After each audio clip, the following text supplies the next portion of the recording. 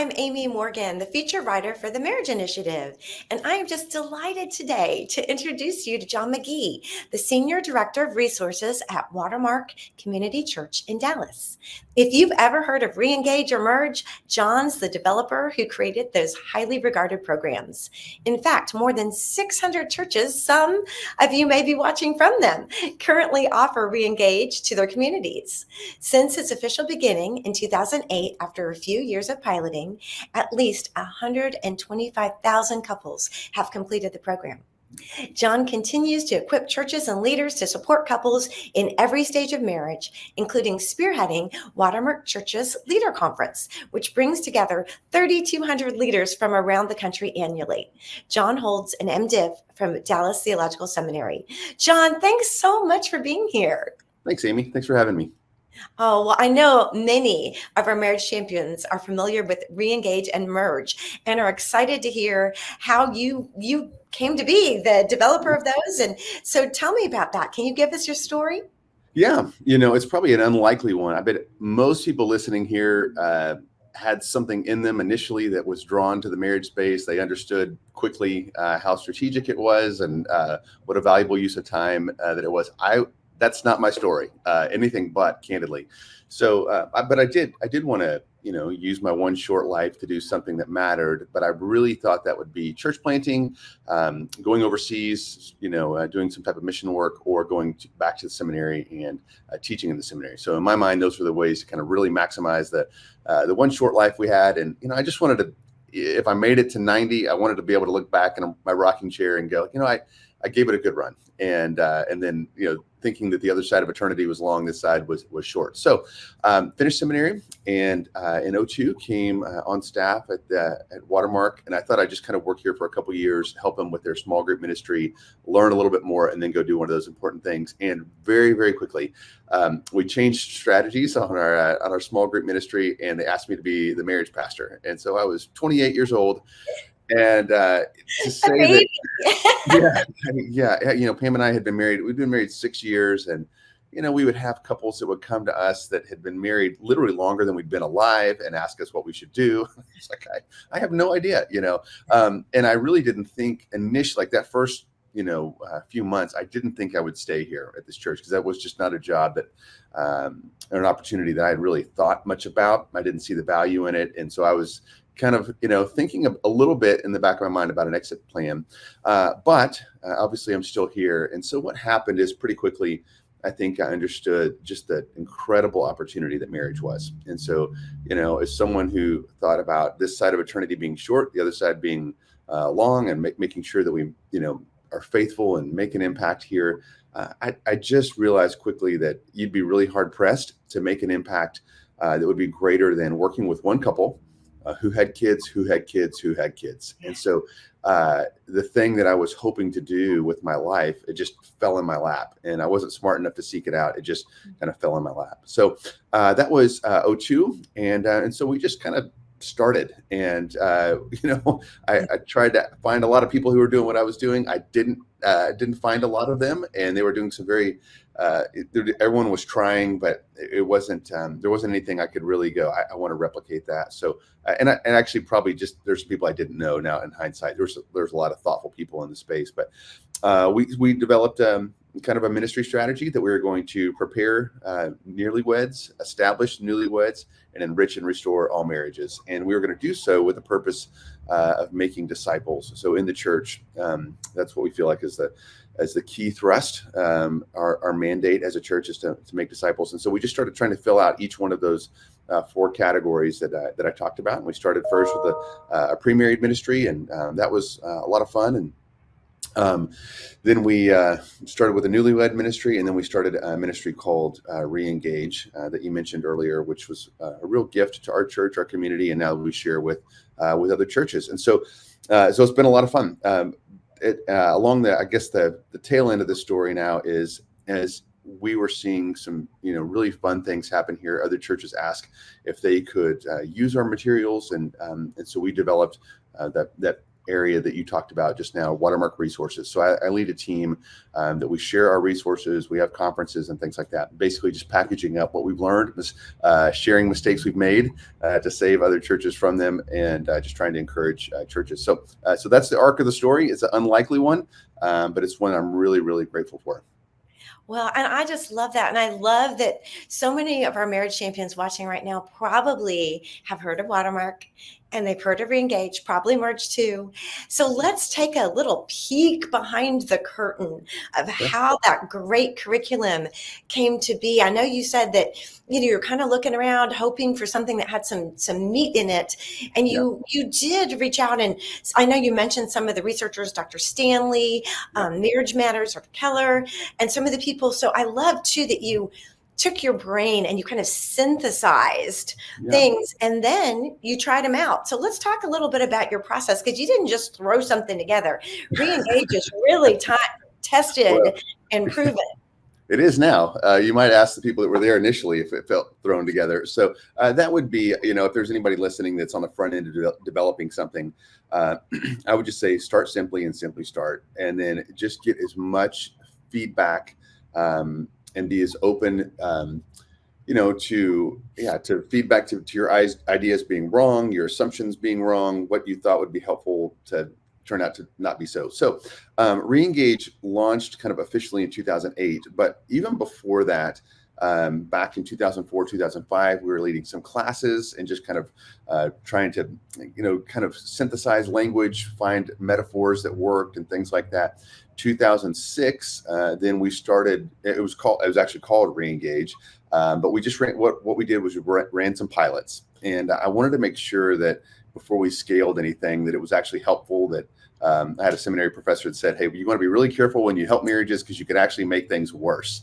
And that was both a fantastic and helpful, statement. It also paralyzed me at times, and so I just didn't want to. And I knew I didn't know everything, and so we really did. It would have been 2 years in earnest testing Reengage, and we were helping couples with. It wasn't like there wasn't good ministry going on, but I did it at a invite only, a much smaller scale, and then we'd run it, for a season, and then would be very ruthless about getting feedback. So I'd ask, would probably take most of the small group leaders to lunch and just say, hey, my hands are tied behind my back. Tell me what was helpful, what was confusing, what was good, what would you do if you were me?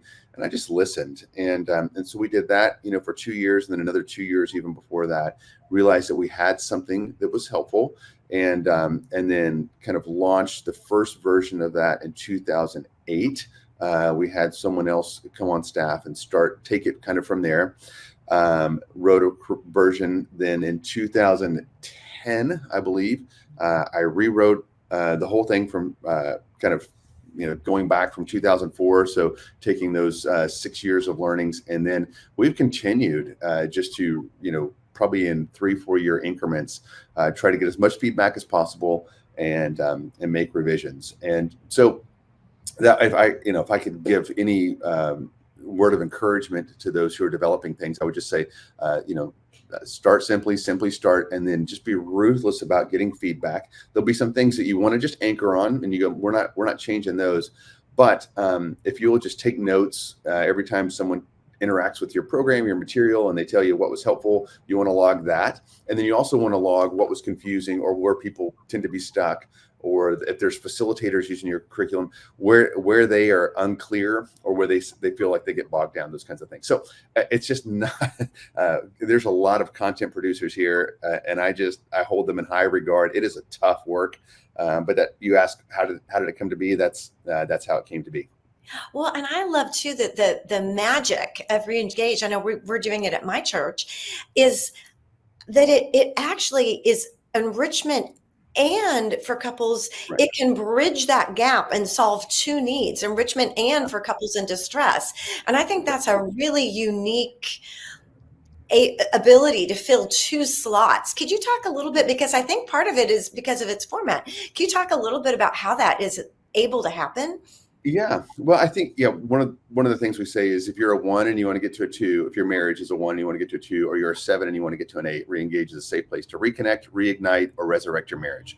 So we hope that couples can find themselves kind of wherever they are along the continuum, and that they can go at, boy, we're doing good. We want to do great. So almost like going to the doctor for a checkup, and you go, I think I feel good, but let's get some blood work, and let's go over kind of medical history, and talk about what would be some small tweaks, as well as people who have, and it happens all the time, people who literally have divorce papers in hand.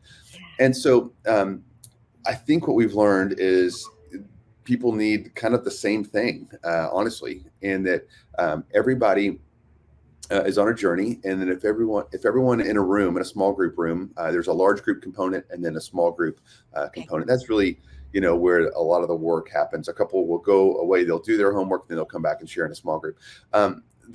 We can all learn from each other. And so the couple who who has divorce papers in hand and wasn't so sure 2 months ago they want to be married, they will learn some things. They will have some aha moments that will absolutely help the couple who's doing really good and wants to become great, and then vice versa. And so as long as everyone's honest, we just say, man, there's incredible power in God's word, God's spirit, and God's people. And so when the people of God are just not pretentious and are authentic and sharing kind of where they are in their walk, and we're rallied around God's word, God just kind of seems to show up and do some really amazing things. But it's up to the church really to make sure they position it not as something for those couples who are on the brink of divorce. And you want to make sure that whatever it is that you do, unless that is exactly what you're trying to do, you want to make sure there's no stigma to work on your marriage. You want to make sure that you celebrate anyone who comes through, that they're the heroes. They're the best marriage. You just say all the time, the best marriages are those who come through re-engage. And so you just honor and celebrate those. Not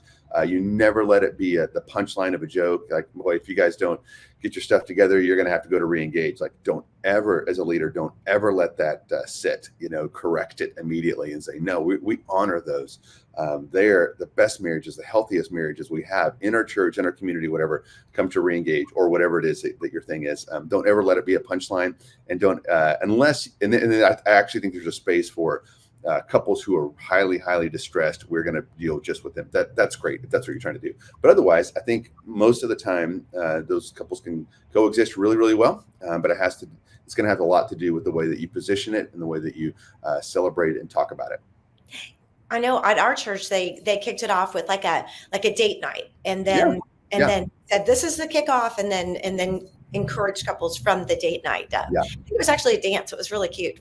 That's great. Yeah, it was really neat. But now, just for those who might not be familiar with the format, can you tell what an evening at re-engage looks like? Or usually it's an evening, right?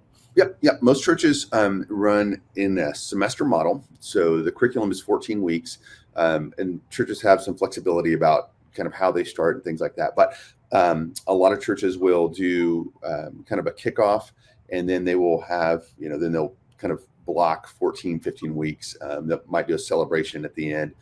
The opening, kind of 30 minutes, 35, 40 minutes would be some type of large group experience. Some churches lead worship, which is great. I think it's great. But one of my adages to churches is, hey, no worship is much better than really bad worship. And so, if you have visitors to your church, do not, don't roll that person out that really can't sing. Just don't do any type of, worship experience. And it's okay.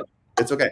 I love it. I'm on the praise team, so that makes me laugh. And I've just gone to some churches and I'm go, ooh, that was tough to get through. I would just start later or something, but don't do that. So churches will do that, and then a couple will either share their testimony. So here's kind of our marriage story, or a teaching. So they'll pick one of those topics from the 14 weeks, and they'll just kind of do, like a 20-minute teaching. So if we're talking about communication, you might talk about that, maybe even model it for a second.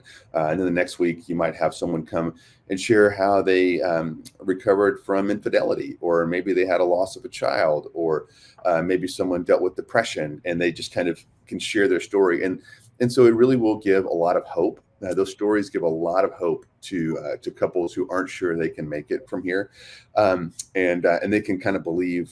I think a lot of couples believe they've crossed a line they can't get back from, and when they hear, 2, 3, 4, 5 stories of couples who've come back from the same, sometimes worse, sometimes just different, they begin to believe themselves, that they can get well. We say we hold out hope until others can hold on to it for themselves, and then you always just learn when people talk about in the margins about what they're doing to have a better marriage. You can kind of it'd be like a business leader interviewing another business leader, and they find some, 1 or 2 practical things they can do. That's the value in that, and because it's 14 weeks, you don't have to have any like amazing encounter in any of those talks. It's just the next step in the journey. And so then from there they'll go to a small group. The couple will have worked through a curriculum. It's really short. It's not very long. It shouldn't take. Generally, there's somebody in the dyad that doesn't want to be there, and so we kind of wrote the curriculum for them so that it's easy. And then they have about 5 questions to work through, either individually or as a couple. They will come back into that small group after that large group experience and just begin to share. And that's it. And then just do it over and over again for 14 weeks. And so, it was Cloud and Townsend that said life change happens, or the formula for change is grace plus truth plus time. And so I think there's a verse in 1 Thessalonians 5:14. It says, we're to admonish the unruly, encourage the faint-hearted, help the weak, and then be patient with all men. And so there's just a time component to that we've just seen be really, really valuable, that it's very different than trying to, kind of put all your hopes in one counseling session or one talk. It just, the magic is the length of it, I think. So does that make sense? Yes, absolutely. Well, and I so want to talk about what you have for the pre-married and the newlyweds, but still, I think right now would be a really great way, since we're talking about reengage and you're talking about the churches and what it looks like. How does a church onboard that with you? Because you made it super easy. So I want our marriage champions to know, whether it's merge for the pre-marrieds, whether it's foundations for the newlyweds, or reengage. Let's talk about how they get on board. Yep. So all of those resources are Watermark at watermarkresources.com. So you can go and find, or .org. You can get all of those, all the ministries that we talked about. Reengage is reengage.org. You can go there and you can kind of see the ministry, and then there's a little button there that says bring it to my church. And so either one of those, but Watermark Resources is the host of all those ministries, and there's just steps to take if you want to bring reengage to your church, or even just if you want to talk about, it's a bit of a process, and we want to walk with you through that. And so want to make sure it's a good fit for you as well. So you can do a little bit of a contact us and give us some information. We'll follow up. We've got a team that will do that and help you take a next step if that's what seems to be the right next step for you and your church. So is it a big pain for the pastor? Do they have to organize this? I think that's the opposite of what you're avoiding. Right. Yeah. So we've tried to make it as turnkey as possible, so that and we have several senior pastors that are very involved in reengage, but I would say majority of the churches they find either someone on staff or an impassioned lay couple, and they say, hey, will you run this for us? Sometimes they don't even fully understand. They've just seen it. They've heard, kind of a testimony from another pastor, and they say, well, you just run with this and reach out. So senior pastor does need to be on board with it, but he doesn't need to be there. He doesn't need to lead any meetings, those kinds of things. We've got training programs, just kind of all the next steps, how to launch all the curriculum. And then we have a coaching component if you need it. Our team will pick up the phone and schedule some time with you. And so yes, so it is designed to be as simple as possible so that churches can get up and running and they just don't get stuck on one component. Hopefully we have a pretty good, easy process to follow, and a support mechanism to walk with couples who are leading that ministry and as long as they need us. Yeah, well, I love that, because as you had talked about how long it took you to develop this tried and true, it's really hard to start from scratch, but it's not hard to start with reengage. Yeah, that's right. That's right. Yeah, I it takes so long to do so, and if that's what listen, if that's what God has put in your heart to go do it, and go all the way. But if that's what you have in your heart to do is develop curriculum, you should take your time and you should do so. But if you just want to help couples, I always encourage churches, just take something off the shelf and get going and kind of learn. And if something doesn't fit for you later, you can switch, or then you could write your own. But to stand in front of a whiteboard and say, hey, we are going to develop something to be used internally is just going to take a lot of time. And I'd much rather see churches get up and get going. And I don't even care what they use, but just get going and kind of build the plane as you go, rather than get stuck in committee and revisions and having elders review, doctrinal statements and all that kind of stuff. You can get going pretty quickly. And then if you still have it in your heart to develop something, then go get it. But I would just say, make sure you start and don't get caught in a 2-year curriculum committee. I've just seen it over and over again, and it makes me sad. Oh, well, and an easy place to start is a captive audience with your pre-marrieds. Yes. They're really, again, too, like you said, with Reengage, sometimes people are a little bit more reluctant to seek help once they're married, but the pre-marrieds, they want to see you because they want to get married. And so they're a really great place to start. So tell us about Merge. That's the program that you have. Yeah, it's an 8-week class. It covers all the topics you would expect, communication, finances, in-laws, God's view of marriage, sex, just all the things that you would expect. It's 2 hours in person. We do think roughly 45 minutes of teaching, and then another kind of 45 to 50, 60 minutes of small group discussion. And so, which for us really is where a lot of the really great things happen. We've got some really amazing small group facilitators who will then lead discussions and then follow up with the couples throughout the whole process. We ask them to get together with each couple at least one time during that 8 weeks and kind of form a relationship. And then if they need them after the fact, they do so. But I think if I had to talk about why it works here, it's we make it fun, but we do talk about all that needs to be talked about. It's it's a real positive view of marriage, but we do talk about the difficulties of it. Sometimes we'll bring in a couple who's had an affair and just kind of reverse engineer, how did that happen? And because I know no couple there thinks it would ever happen to them, but we do talk about that. But it's a lot of fun. It's also, I think, designed to teach couples really where they are. It answers the questions that they have. And, I tell churches a lot of times, make sure you don't develop a pre-married program for you as you were 20, 30, 40 years ago. And so, an example of that would be pornography when you talk about that. And you should absolutely talk about pornography when you talk about sex and sexuality and the dangers of pornography. They will think, some really sweet couple will go, yes, we saw a Playboy magazine when we were 16 at our uncle's house. And a lot of these couples, I don't think they've ever seen pornography actually in a magazine. They've never seen still nude photos of a person in print, right? 24/7.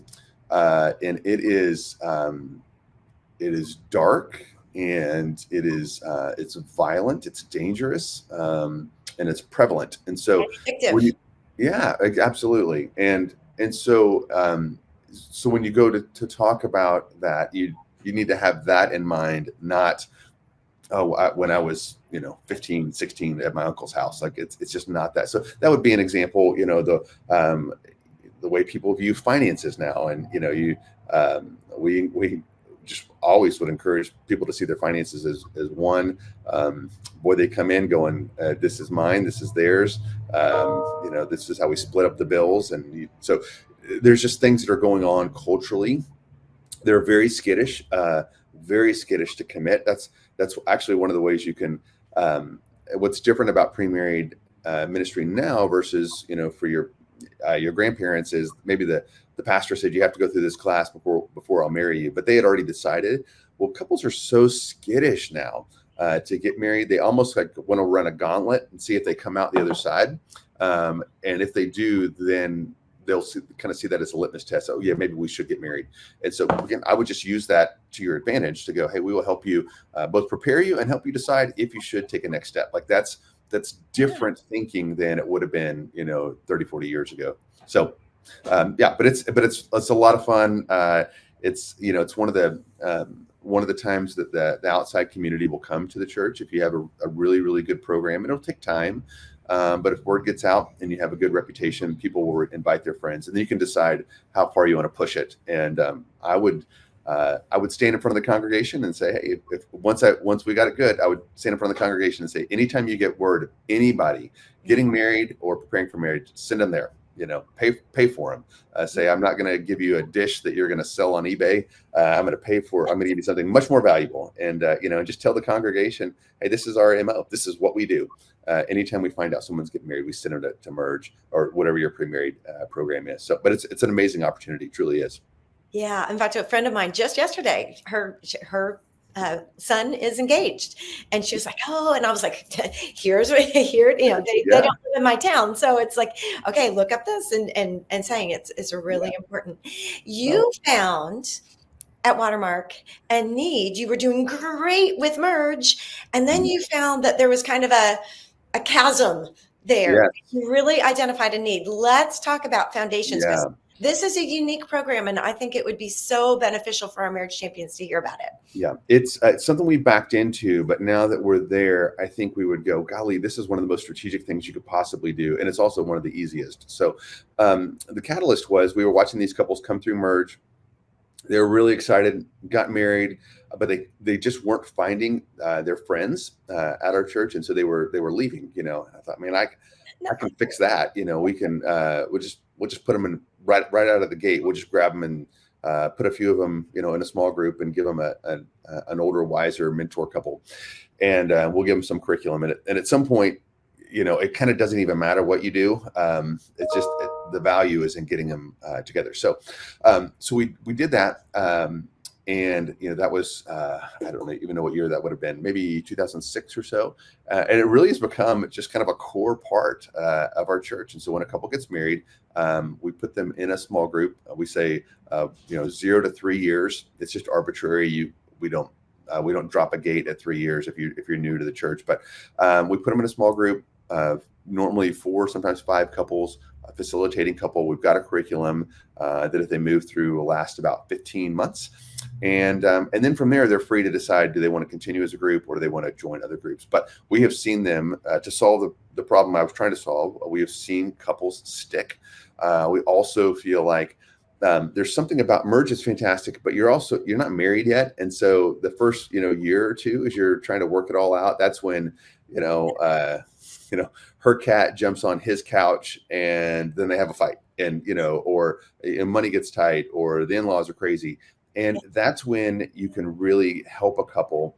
And I really do feel like, if there's 4 or 5 couples in there, I feel like we save one marriage every time, on average, because when it hits the fan, they have a support mechanism to kind of stand up under them and really support them and, encourage them and not to throw in the towel, those kinds of things.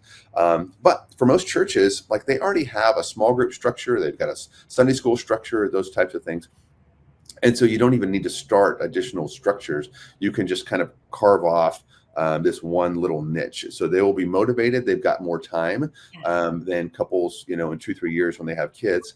They're pretty, the cement's still wet. We say it's a whole lot easier to work with wet cement than cured cement.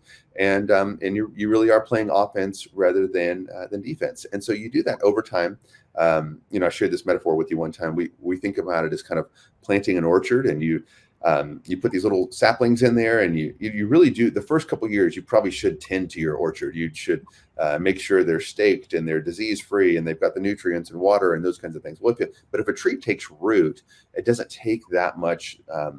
It doesn't take as much effort, and then the crop comes in. And so we are experiencing the blessing of having a lot of these quote unquote little trees that have been planted 20 plus years, and they really are the core of our church. It is a long-term play, but you're gonna, we've got some trees that have and will continue to throw off a lot of healthy fruit for a long time because we started there. So most churches deal with the pre-married, and then they have some type of system for couples that are distressed. But I would say one of the easiest and potentially one of the most strategic areas you could work with is newlyweds. And I always encourage couples and churches to think about doing something there. Oh, that just sounds so attractive and energizing. We were just at a wedding last weekend, and that couple came up to us and were like, "Oh, we really look at you and we'd like to talk to you." And we're like, "Yes, of course." It was our son's friend, and you're like, "We'd be honored." And just Yeah. to think about that ability to raise those leaders. And two, I know we're almost at the end of our time, but I want to make sure at Watermark, you have some great leadership resources. You've got a podcast. Can Yeah. you take just another minute or two to tell us about some of your leadership resources since Sure. we're talking to leaders? Yeah. Yeah. So this is both for marriage leaders, but also really for anyone that's doing kind of anything in the church. We've got our church leadership podcast. You can find that on iTunes or anywhere that you get your podcast there. And we'll just talk about things that church leaders should talk about. We just finished up a series on, it was 8 different episodes on things we didn't learn in seminary. And so a friend of mine, we just kind of walked through organizational leadership and self-leadership and, counseling and working with people. So just kind of very much practical things that just weren't in the books that we read. And so we shared that and we're working on some other content. But basically, if you're doing something in the church, that's what we're trying to do is help you. And then we have our Church Leaders Conference every year. That's either the end of April or beginning of May. And so by the time this airs, it will probably be sold out for this year, but there will always be next year, and you can get on the list at watermarkresources.org. And that's a really fun time. It's 2 days for the church, by the church, and we have a lot of fun, good inspiration, and year over year we hear church leaders talk about how they were going to quit, and they came to those 2 days, and they've re-upped and are doing really good things. So it's a fun couple days if you ever want to come join us. Oh, I love that. Well, John, it has been such a pleasure having you today. Thank you so much. Thank you very much for having me. Really appreciate your good work, and again, thanks for letting me share for a few minutes. Oh, well, it was a delight. And Marriage Champions, if you'd like to find out more about John McGee and the resources at Watermark, you can always find us at marriageinitiative.org.